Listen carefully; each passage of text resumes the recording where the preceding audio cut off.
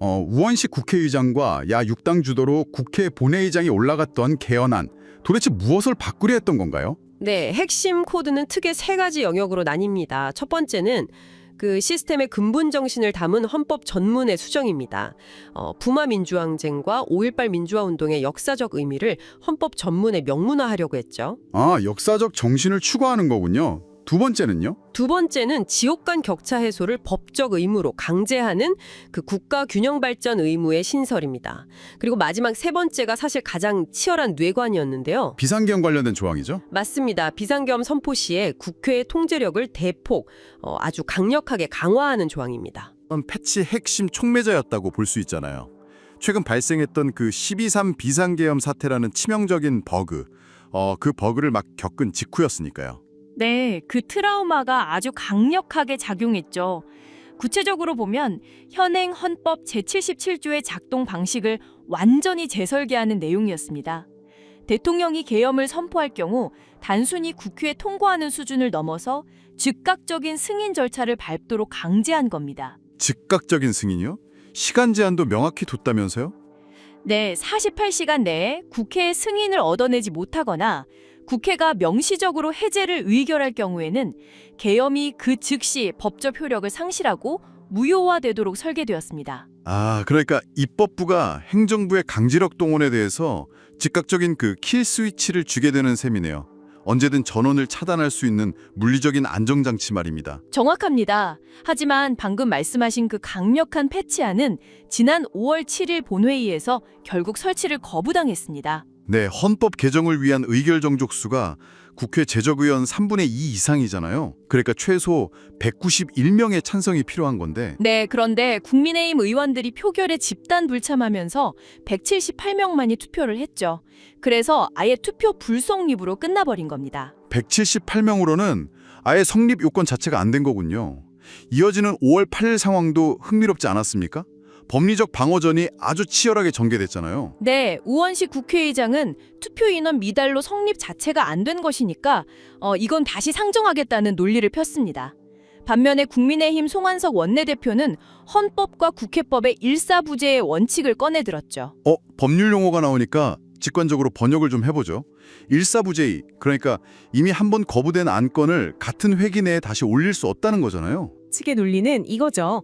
제적과반이 이미 출석한 상태에서 찬성표가 191표에 못 미쳤으니 이건 단순한 불성립이 아니라 명백히 부결된 안건이라는 겁니다. 아, 부결이다. 거기에 물리적인 필리버스터, 그러니까 무제한 토론까지 예고하면서 시스템 업데이트 창 자체를 강제로 닫아버렸네요. 네, 그렇게 최종 무산이 된 겁니다. 자, 그렇다면 여기서 핵심적인 질문이 하나 생깁니다. 아무리 정치적 입장이 달라도 불법적인 계엄을 막자는 보안 패치 자체를 이렇게까지 완강하게 거부하는 진짜 이유는 무엇일까요? 그건 양 진영이 이 안건을 바라보는 프레임 자체가 아예 다른 차원에 존재하기 때문입니다. 우선 더불어민주당을 비롯한 범야권의 시각부터 보죠. 이들의 논리는 치명적 위협에 대한 즉각적 대응입니다. 네, 독립신문 같은 매체들의 보도를 보면 그 절박함이 아주 잘 묻어나더라고요. 그렇죠.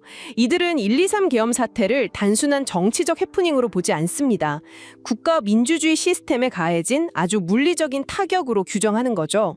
그러니까 하위 법률을 고치는 정도로는 불안하고 최고 규범인 헌법에 민주주의의 최소한의 제도적 방벽을 세워야 한다는 거군요. 네, 위헌적 시도 자체를 원천 봉쇄해야 한다는 긴급성의 핵심입니다. 반대로 그 페언 사이트나 아시아 경제 같은 언론에서 분석하는 국민의힘의 거부 논리는 좀 다릅니다.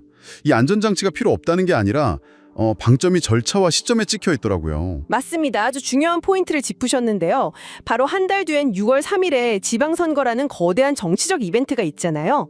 이 시점에서 야당이 합의도 없이 단독으로 국가 최고 규범을 뜯어고치려 한다는 겁니다. 아, 다수당의 숫자의 힘으로 밀어붙이는 행위야말로 또 다른 형태의 헌법 파괴이자 졸속 개헌이다. 이런 논리군요. 네, 덧붙여서 정치공학적인 셈법도 철저히 작용했을 겁니다.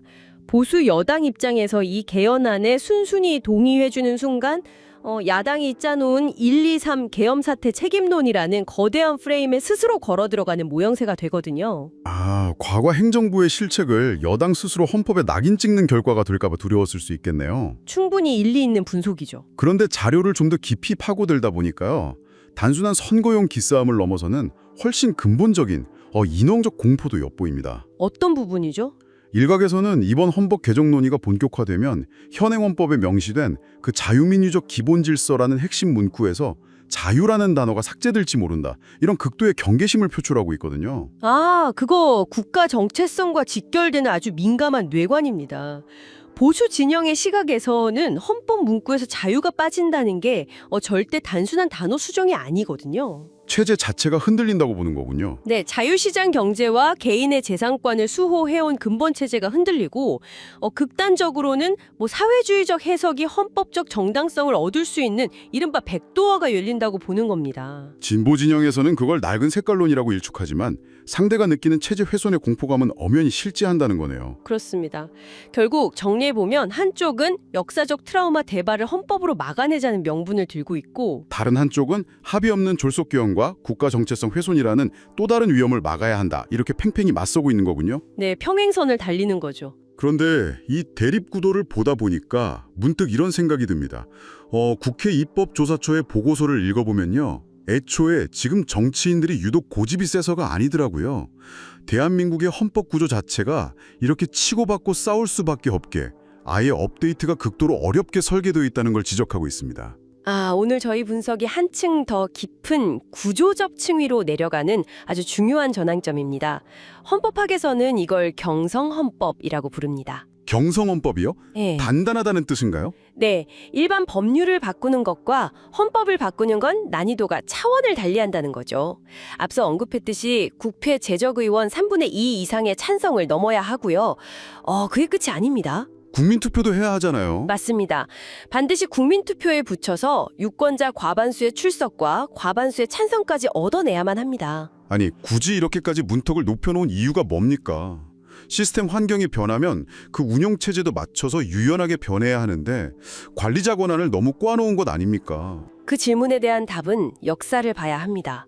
1948년 재헌헌법 이후부터 1980년대까지 이어지는 피얼룩진 헌법 변천사에 그 답이 있습니다. 아, 독재와 관련된 그 역사들 말씀이시죠? 네, 과거 1차부터 8차까지의 개헌을 돌아보면 헌법의 개정 절차가 국가 발전을 위해서가 아니라 당시 권력자들의 장기 집권과 권력 연장을 위한 도구로 악용되었습니다. 1950년대 이승만 정권 당시에 그 수학의 4.4.5입 논리컬이 동원해서 억지로 통과시켰던 4.4.5입 개헌이나 박정희 정권의 유신헌법 같은 뼈아픈 흑역사들 말이죠. 바로 그겁니다. 헌법이 정치 권력의 입맛에 따라 폭력적이고 비정상적인 방식으로 난도질 당했던 트라우마가 대한민국 사회에 깊숙이 각인되어 있는 거예요. 아, 그래서 1987년 민주화 항쟁 결과물로 지금의 9차 헌법을 만들 때 아주 강력한 장치를 해둔 거군요. 맞습니다.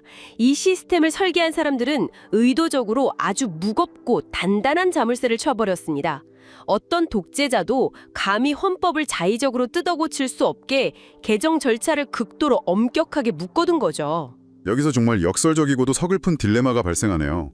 과거의 독재자가 국가 시스템을 해킹하는 걸 막기 위해서 우리가 직접 채워둔 그 거대한 헌법적 자물쇠가 2026년 현재에 이르러서는 불법적인 비상계엄이라는 치명적인 버그를 막을 패치조차 못 갈게 막아버리고 있는 상황이네요. 정확합니다. 바로 그 딜레마를 국회 입법조사처가 아주 날카롭게 지적하고 있죠. 민주주의 제도가 어느 정도 공고화된 단계에서 헌법이 지나치게 경직되어 있으면 사회의 빠른 변화 속도를 담아내지 못해서 결국 헌법 자체가 현실과 괴리된다는 겁니다. 시스템이 낡아가는 거죠. 그렇다고 그 자물쇠를 확 풀어버리면 앞서 보수 진영이 우려했듯이 또 정치적 유불리에 따라 툭하면 헌법을 고치는 포퓰리즘, 이른바 난개헌의 시대가 열릴 위험도 배제할 수 없지 않습니까? 네, 그게 딜레마의 핵심이죠. 그래서 이 교착 상태를 어떻게 돌파할 것인가 논의할 때 우리는 시선을 정치인들에서 시민들로 돌려야 합니다. 시민요? 네, 국회 입법조사처 보고서에서 가장 심각하게 우려하는 부분이 바로 그겁니다. 국가 최고 교범을 논의하는 중대한 과정이 여야 정치인들 몇몇이 모여서 찬반을 다투는 권력투쟁의 장으로 극도로 축소되었다는 사실이요. 아, 거대한 시스템의 최종 사용자이자 실질적 소유자인 시민들이 정작 이 업데이트 논의 과정에서는 철저히 소외되어 있다는 뜻이군요. 네, 1987년 버전의 운영체제가 30주년째 돌아가고 있는데 개발자들은 자기들끼리 싸우느라 패치를 안 내놓고 사용자들은 그걸 그냥 답답하게 지켜만 봐야 하는 상황인 겁니다. 그렇다면 국회 입법조사처 보고서에는 이 닫힌 루프를 깨고 시민이 직접 개입할 수 있는 우회로가 제시되어 있습니까? 네, 매우 구체적인 대안들이 나옵니다. 그중 가장 눈에 띄는 것이 바로 국민발안제의 도입입니다. 국민발안제요? 국민이 직접 법을 발의한다는 뜻인가요? 맞습니다. 헌법 개정을 제안할 수 있는 권한을 대통령이나 국회의원뿐만 아니라 일정 수 이상의 일반 시민들에게도 부여하자는 거죠. 오, 이거 흥미롭네요. 소프트웨어로 치면 오리지널 개발자들이 업데이트를 멈췄을 때 사용자들이 직접 코드를 짜서 올리는 오픈소스 모델을 헌법에 도입하자는 거군요. 정확한 비유입니다. 정치권이 기득권 싸움으로 아무런 패치를 내놓지 못할 때 시민들이 직접 필요한 업데이트 코드를 작성해 시스템에 제안할 권리를 보장하자는 겁니다. 하지만 전문가님, 방금 전에 이 헌법 자물쇠를 풀면 포퓰리즘에 휘둘릴 수 있다고 우려하셨잖아요. 시민들이 직접 제안하는 코드가 너무 감정적이거나 편향적일 위험을 어떻게 통제합니까? 네, 그 위험성을 상쇄하기 위해서 반드시 패키지로 도입되어야 하는 제도가 있습니다. 바로 시민 참여 공론장의 법제화입니다. 공론장이요? 구체적으로 어떤 방식이죠? 독일의 헌법 개정 모델을 참고할 만한데요. 독일은 우리보다 훨씬 빈번하게 헌법을 업데이트하면서도 법적 안정성을 굳건하게 유지합니다.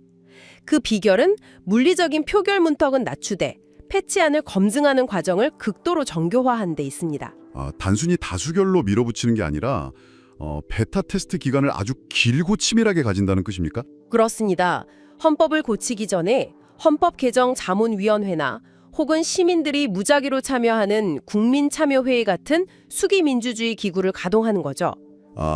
학자들, 전문가, 그리고 일상의 시민들이 모여서 이 조항을 바꿨을 때 국가에 어떤 연쇄 반응이 일어날지 치열하게 토론하는 거군요. 네, 수많은 사용자들이 오랜 시간 코드를 검전하며 사회적 합의를 만들어내는 구조입니다. 확실히 물리적인 문턱보다는 수기의 과정 자체를 자물쇠로 사용하는 선진적인 방식이죠. 거기에 더해서 포퓰리즘의 위험을 원천적으로 차단하는 또 다른 장치도 제안되었다면서요? 네, 헌법학에서는 이를 내용적 한계 규정이라고 부릅니다.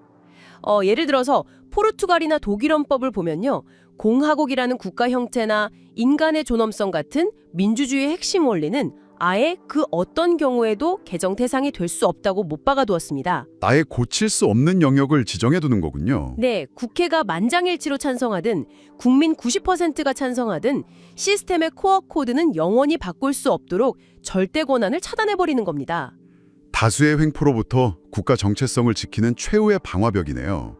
이렇게 다양한 자료와 대안들을 종합해 보니까요. 이번 39년 만의 개헌 무산 사태가 단순히 여당과 야당이 또 싸우다 끝났다. 이렇게 가십으로 소비될 일이 절대 아니라는 점이 명확해집니다. 맞습니다. 이번 사태는 우리 사회에 매우 무겁고 객관적인 진단 결과를 남겼습니다. 절차적 유연성을 확보해서 시대 변화를 담아내는 건 필수적이지만요. 네? 사회적 합의를 담보하는 수기제도가 뒷받침되지 않으면 그 명분이 아무리 훌륭해도 결국 진영 간의 권력 투쟁 도구로 전락할 수 있음을 뼈저리게 확인시켜준 거죠. 네, 오늘 우리는 1987년에 만들어진 낡은 국가 운영 체제를 2026년에 업데이트하려 했던 시도가 왜 실패했는지 차분히 짚어봤습니다. 비상계엄 재발 방지라는 명분과 합의 없는 절차 파기를 경계하는 반발이 어떻게 충돌했는지 객관적으로 분해해보았죠. 나아가 그 충돌의 심연에 있는 경성헌법의 구조적 딜레마, 그리고 이를 풀기 위해 시민이 직접 참여하는 공론장 모델이 필요하다는 점까지 깊이 있게 들여다보았습니다. 네, 오늘 이 심층 분석을 마무리하면서 여러분께 한 가지 도발적인 질문을 던져보고 싶습니다. 만약 극심한 진용 논리에 갇힌 국회가 스스로 이 국가 시스템을 수리할 능력을 상실했다면 어쩌면 지금이야말로 정치인들의 손을 거치지 않고 우리 시민들이 직접 헌법을 밑그림을 그리는 진정한 오픈소스 헌법의 시대가 열려야 하는 건 아닐까요? 시스템의 마스터키를 누가 쥐어야 하는가? 이 질문이 다가올 대한민국의 다음 챕터를 결정짓는 가장 핵심적인 화두가 될 것입니다. 네, 오늘 준비한 분석은 여기까지입니다. 시스템의 표면적인 에러 메시지 너머에 존재하는 이 구조적인 원인들을 짚어본 오늘 이 시간이 여러분 스스로 국가라는 거대한 시스템의 방향성을 고민해보는 작은 단서가 되었기를 바랍니다. 함께해 주셔서 감사합니다.